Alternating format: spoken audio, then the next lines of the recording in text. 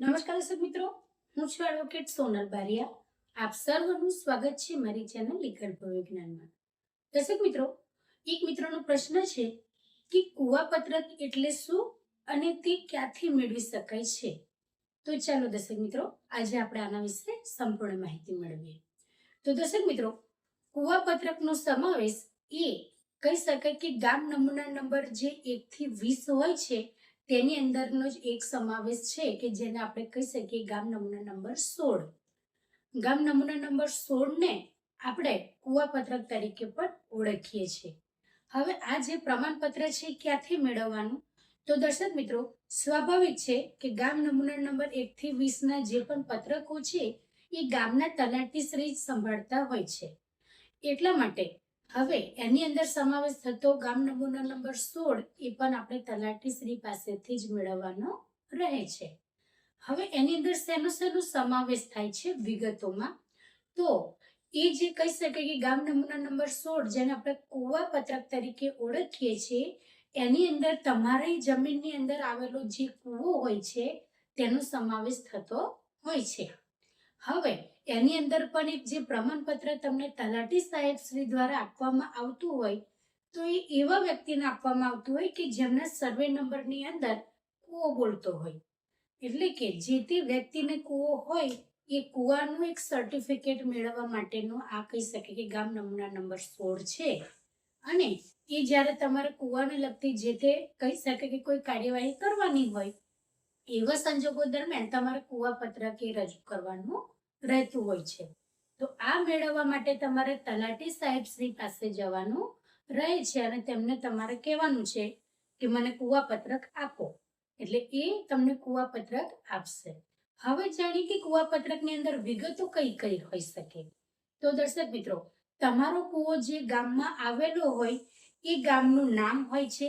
જે પત્રક તમને આપવામાં આવે કુવાપત્રક અથવા આપણે એવું કહી શકીએ ગામ નમૂના નંબર 16 એની અંદર વિગતો કઈ કઈ આવે છે જે તમને પ્રમાણપત્ર આપવામાં આવે છે તે અંગેનું હવે માર્ગદર્શન આપું છું કે એની અંદર કઈ કઈ વિગતો હોય છે. તો તમારો કૂવો જે ગામમાં આવેલો હોય એ ગામનું નામ, પછી તાલુકાનું નામ, પછી તમારું જે નામ છે તે એટલે કે જે ખાતેદારનું નામ હોય છે તે આપવામાં આવે છે. અહીંયા બે જગ્યાએ તમારે ખાતેદાર અને ભાગીદારો એમ બે નામો લખવાના હોય. બે નામોનો મતલબ શું છે? તો જે વ્યક્તિએ આ પ્રમાણપત્ર મેળવવાનું હોય તલાટી સાહેબ શ્રી પાસેથી એ વ્યક્તિનું એક નામ ખાલી આવશે ખાતેદાર તરીકે અને એની અંદર સહભાગીદારોની અંદર જો તમારો કૂવો ખેતરમાં આવેલો હોય તો એ ખેતરનો 7/12ની જે કહી શકાય નકલ છે તેમાં બાકીના જેટલા નામો છે તેને આપણે અરજદાર તરીકે કહી શકીએ છીએ. તો અરજદારો જેટલા છે એ બાકીના સહમાલિકોની અંદર જે પ્રમાણપત્ર આપવામાં આવે છે ગામ નમૂના નંબર 6 નું કુવાપત્રક તેની અંદર એક જે ખાતેદાર છે એમાં એકલું જે તે વ્યક્તિ લેવા ગયો છે પ્રમાણપત્ર એનું એકલાનું નામ આવશે અને બાકીના સહમાલિકો અથવા ભાગીદારોની અંદર 7/12ની અંદર જેટલા પણ નામો છે તેમના નામો દર્શાવવામાં આવશે. ત્યાર પછી દર્શક મિત્રો તેની અંદર સર્વે નંબર દર્શાવવામાં આવે છે કે જે કૂવો છે કયા સર્વે નંબરમાં આવેલો છે એ દર્શાવવામાં આવે છે.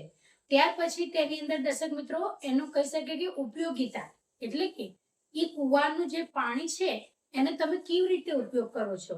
ખેતરની અંદર સિંચાઈ તરીકે લો છો કે પછી કોઈને તમે કૂવાનું પાણી છે એ આપો છો સિંચાઈ કરવા માટે અથવા તો એનું તમે જે કહી શકાય કે તમારું જે નાવા ધોવા માટે ઉપયોગ કરો છો. એટલે એ રીતે એની જે ઉપયોગિતા છે એ પણ તમારે લખવાની રહે છે. કૂવા પ્રમાણપત્ર દર્શક મિત્રો એવું જરૂરી નથી કે ખેતીની જમીનમાં જ આવેલો હોય અને ત્યારે જ આ પ્રમાણપત્ર મળે. ખેતીની જમીન સિવાય પણ તમારો જે કૂવો છે એ હોઈ શકે છે. ધારો કે તમારું ઘર અલગથી છે, ખેતી નથી પરંતુ ઘરની બાજુની અંદર કૂવો આવેલો છે તો એને તમે જે ઉપયોગિતા છે એ તમે ઘર વપરાશનું જે કહી શકાય નાવા ધોવાના પાણીમાં અથવા તમારે ગાયો ભેંસો રાખતા હોય તો તેમનું જે પીવડાવવા માટે એટલે ઉપયોગિતા ઘણી બધી હોઈ શકે છે.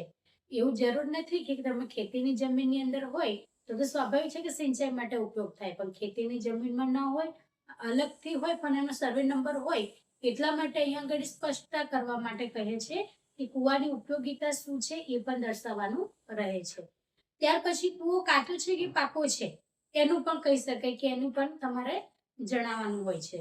જો તમે કૂવાની અંદર કહી શકાય કે દિવાલ કરેલી હોય એટલે એને જે ભરેલો હોય કે જેથી કરીને એની અંદર પછી પાછું કોઈ ધસડે અંદર ના જતું રહે બધી માટીની રીતના, એટલે એ કૂવાની અંદરથી તમે ચણીને અને એને પાકો જે ભરાઈ કરીને કર્યો હોય તો એવો કૂવો છે અને તમે પાકો કૂવો છે એવું કહી શકો છો. નહીતર તમે ખાલી કૂવો ખોદેલો છે અને એની અંદરથી પાણી આવે છે ભરપૂર માત્રામાં, પરંતુ એને તમે કહી શકીએ કે બોર્ડર તમે બાંધી નથી અને તમે ત્યાં આગળ કોઈ પણ પ્રકારનું કહી શકાય કે ઈંટોથી કે કંઈ પણ ભરાઈ નથી કરેલી, તો એવા કૂવાને તમે કાચા કૂવા તરીકે જે કૂવાપત્રક છે તેમાં તલાટી શ્રી સ્વાધ્યાય દર્શાવવામાં આવે છે.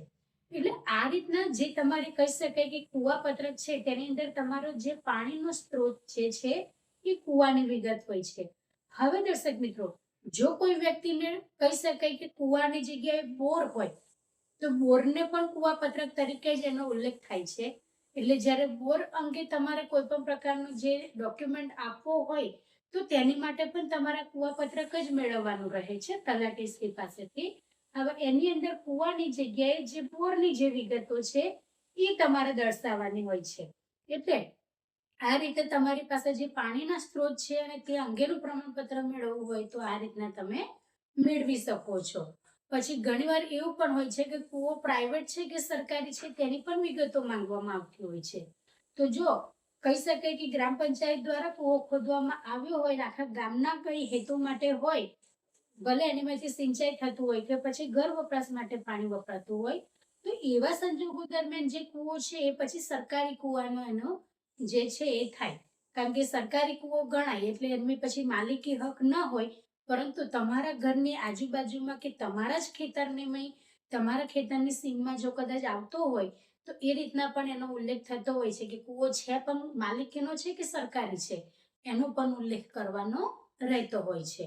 એટલે આ રીતના તમને જે કૂવા પ્રમાણપત્ર છે એ તલાટી સાહેબ શ્રી પાસેથી મળી રહેશે.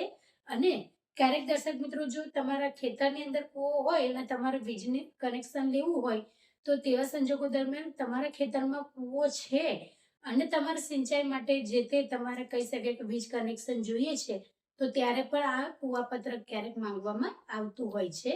જે તમારે લેવું હોય વીજ કનેક્શન તેના કઈ સંદર્ભ હોય છે તે પ્રમાણે તમારે આ જે કૂવાપત્રક છે તેની જરૂરિયાત હોય છે. ક્યારેક નથી માંગતા ને ક્યારેક માંગવામાં આવે છે. પરંતુ આજે આપણે જાણી લીધું કે કૂવાપત્રકની અંદર શેનો સમાવેશ થાય છે, ક્યાંથી તમને મળી શકે છે અને એની જે ઉપયોગિતા છે એ શું છે. તો દર્શક મિત્રો, આ જ રીતના ઇન્ફોર્મેટિવ વિડીયો હું મારા ચેનલના માધ્યમથી તમારી સમક્ષ રજૂ કરતી રહું છું. જો તમને વિડીયો સારો લાગ્યો હોય તો તેને લાઈક કરજો, શેર કરજો અને ચેનલને સબસ્ક્રાઇબ કરજો. જય હિન્દ, જય ભારત.